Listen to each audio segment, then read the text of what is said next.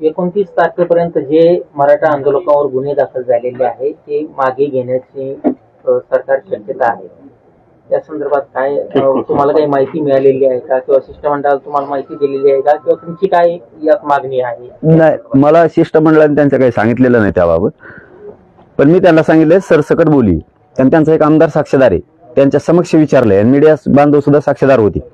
सरसकटची मागणी आजपर्यंतचे ते पण आजपर्यंतचे झालेले सगळे गुन्हे इथून पाठीमागचे सगळे ते रद्द करायचे, कारण आमचे पोरं नाहीच आहेत त्याच्यात, विनाकारण गुतवलेत, कोणीही तिथं दिसत नाही तरी गुतवलेत, काही शेतात काम करणारे गुतवलेत विनाकारण, काही पोरं पुण्याला मुंबईला आहेत, ते पोरं शिकायला तिकडे गेले, नाव इकडे टाकले, हे कामं झाले, त्याच्यामुळे त्याच्यात आमचे लोक नाही आहेत, विनाकारण त्यांना गुंतवलंय, यांनी राजकीय द्वेषापोटी गुंतलेले त्या पोराला, बाकी काहीच कारण नाही। याला गुतवायला सगळे स्थानिकचे जिल्ह्यातील आमदार जबाबदार आहेत, त्यांनी स्वतः गुतवायचं काम केलं आहे, त्यामुळे त्यांना सुट्टी नाही।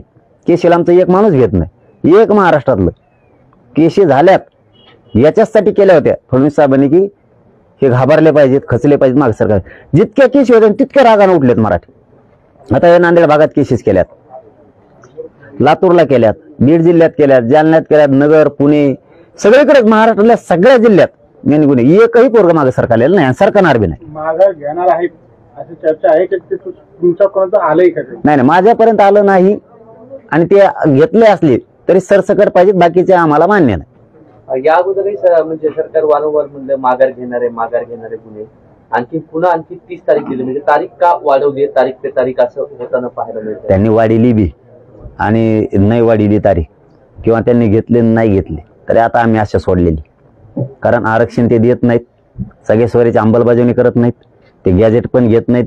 ते धनगर बांधवाला 10 वर्षापूर्वी त्यांनी आश्वासन दिलं होतं पहिल्या कॅबिनेटमध्ये आरक्षण देऊ, त्यांना एसटीत येऊ देत नाहीत, कारण एसटीच्या आरक्षणाला बी धोका दाखवायला आता अभियान, त्याच्यामुळं त्यांना येऊ देत नाहीत। ओबीसी आरक्षणाला धोका दाखवलेत, त्यांचे अभियान सुरू आहेत, ते देवेंद्र फडणवीसांनी दरेकरच्या माध्यमातून सुरू केलेले हे अभियान आहेत।